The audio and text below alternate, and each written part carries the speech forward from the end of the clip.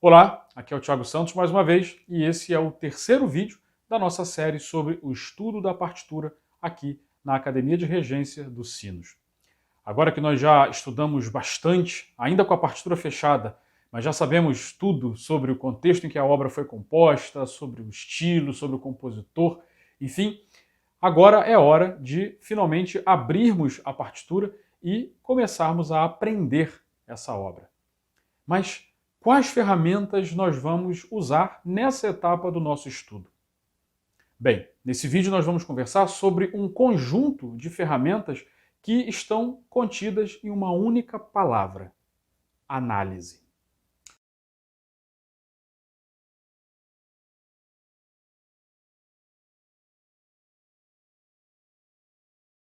E aqui, análise não significa simplesmente uma análise formal, ou seja, isso aqui é exposição, isso aqui é o desenvolvimento, isso aqui é reexposição, isso é uma forma sonata, isso é um rondó. Não necessariamente isso. É claro que essa é uma ferramenta importante e que nós também vamos utilizar.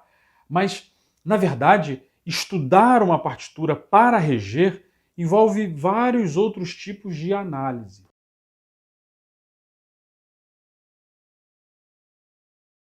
A grande verdade é que o nosso estudo da partitura precisa responder a duas perguntas principais: o que tem nessa música e como deve soar tudo isso que tem na música. E para responder essas perguntas, nós vamos precisar investigar diferentes aspectos do texto musical.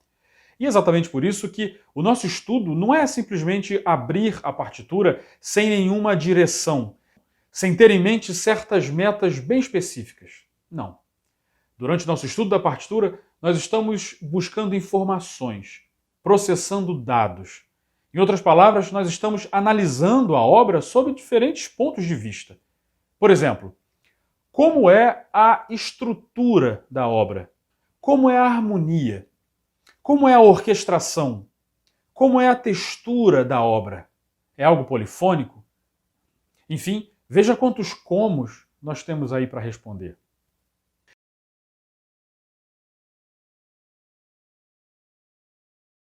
E nesse processo de buscar respostas para todos esses comos, nós acabamos percorrendo o caminho inverso ao do compositor. Veja, o compositor tem uma pequena ideia musical. E depois de todo o processo de composição, ele chega ao todo da obra. Nós, com a música pronta nas mãos, só temos o todo, só temos o produto final.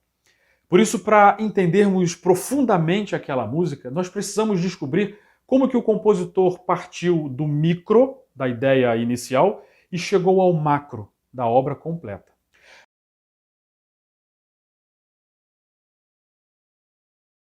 Mas esse estudo analítico, que nos leva a um conhecimento profundo da obra, pode demandar muito tempo, exatamente porque envolve tantas questões. E justamente por isso é que o nosso estudo precisa nos fazer aprender mais em menos tempo. Porque na vida real, nós nunca temos todo o tempo do mundo para aprender uma partitura nova, não é? Por isso é importante nós encontrarmos o nosso melhor método de estudo.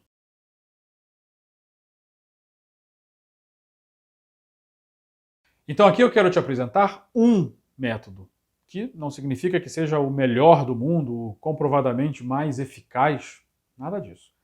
É apenas aquilo que funciona para mim e que eu só compartilho com você, mas no intuito de que você também possa criar o seu próprio método a partir de alguns elementos que eu quero te mostrar agora.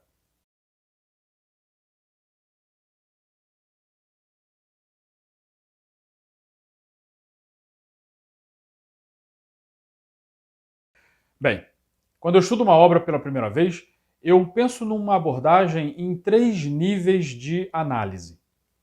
Primeiro, eu parto de um nível mais geral, ou seja, começando do macro. É como se eu estivesse sobrevoando uma região e de cima eu tivesse uma ideia do todo, onde começa, onde termina, e eu faço isso basicamente folheando a partitura. Quantos compassos tem, ou quantos movimentos, quais instrumentos tocam, qual o andamento? Ou será que nessa peça tem mudanças de andamento ou mudanças de compasso? Em que tonalidade está?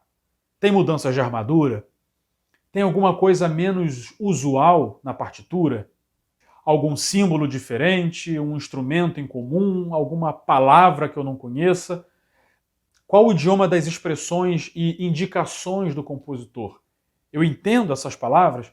Porque se eu tenho uma partitura cheia de expressões em inglês, em francês, em alemão, enfim, eu preciso entender o que o compositor quer com cada palavra. Se é música vocal, qual o idioma do texto? O que diz o texto? Então veja que, por enquanto, eu estou buscando informações realmente mais gerais, mais a ver com a macroestrutura da obra. Por isso eu faço uma análise mais superficial, muito baseada na simples apresentação gráfica da partitura. Eu não estou aqui buscando ainda por detalhes em cada instrumento. Eu estou aqui olhando para barras de compasso, ritornelos, mudanças de andamento, mudanças de armadura, mudanças de signos de compasso, esse tipo de coisa.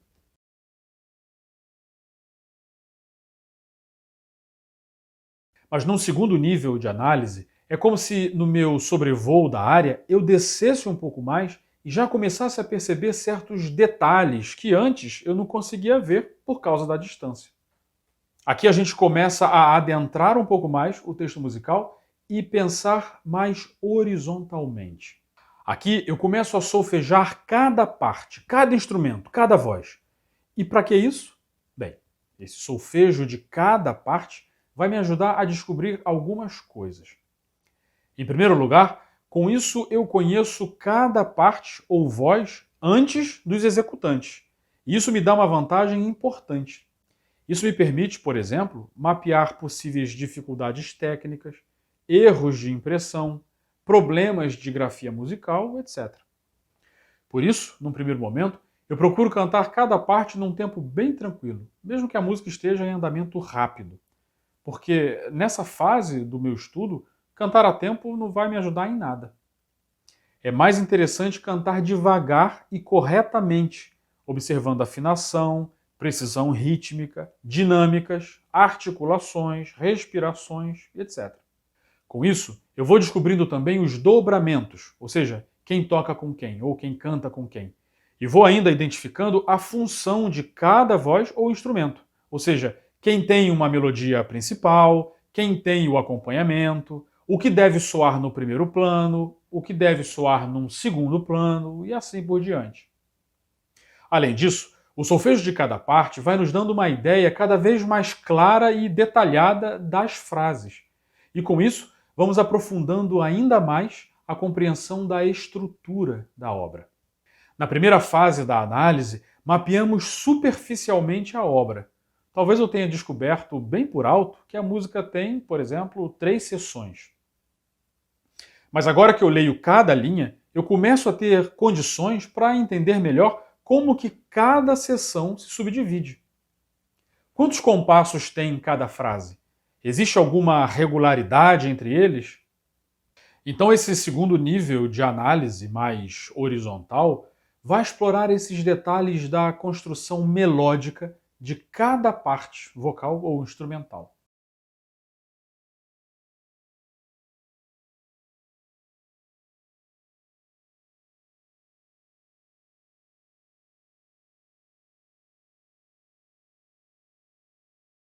E depois de sobrevoar a área, eu vou pousar.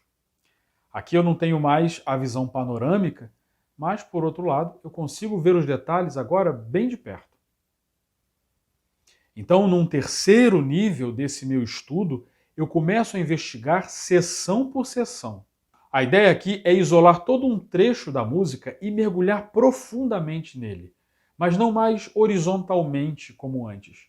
Agora, nós podemos ter um estudo mais vertical. A meta aqui é entender o resultado final das diversas vozes ou instrumentos soando juntos. E uma coisa importante aqui é a seguinte: mesmo nessa fase mais avançada do nosso estudo, nós podemos começar aos poucos, talvez analisando de duas em duas linhas, depois naipe por naipe e assim por diante. Mas o que exatamente eu busco aprender aqui? Bem, aqui eu quero aprender duas coisas principais. A primeira delas tem a ver com o ritmo. Qual o somatório rítmico de todas as partes, compasso por compasso?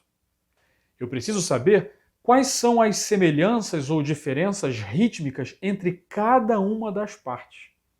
Esse conhecimento me serve para ter claramente a ideia de todo o movimento rítmico do trecho, e é assim que eu posso saber, por exemplo, se o grupo está tocando junto ou não. Já a segunda coisa que eu busco aprender com esse estudo vertical diz respeito à harmonia. Que acordes se formam quando essas partes soam juntas?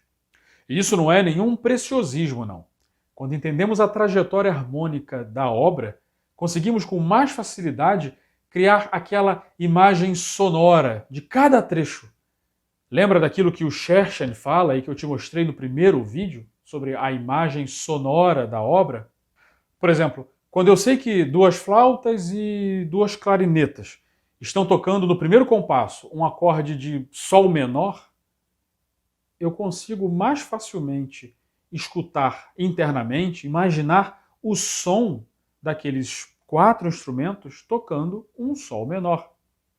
E quando juntamos essa questão harmônica com a questão rítmica anterior, temos um outro elemento importante, que é aquilo que chamamos de ritmo harmônico. Ou seja, qual o ritmo em que a harmonia caminha na peça? E essa é mais uma ferramenta que ajuda o nosso ouvido interno a imaginar melhor o som final do trecho. E se você toca um instrumento harmônico, é interessante tocar e ir acostumando os ouvidos com o ritmo harmônico do trecho. Ou então, quando é uma harmonia mais complexa ou um acorde menos comum, é interessante tocar também para acostumar os ouvidos com as notas certas.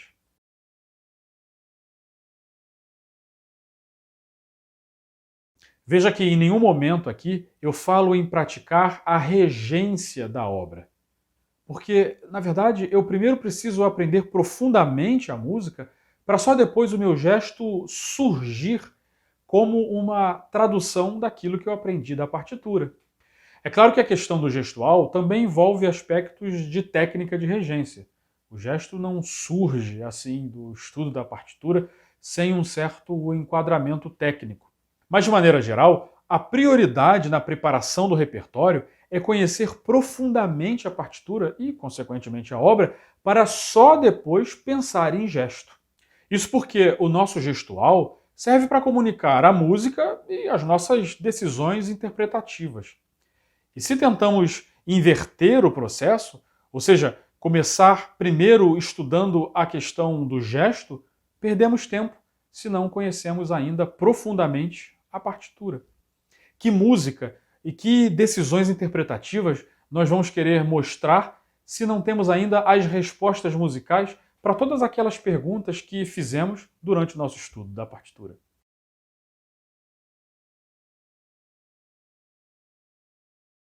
E agora vamos pôr tudo isso em prática. Quer dizer, não exatamente agora, mas no próximo vídeo. Até lá!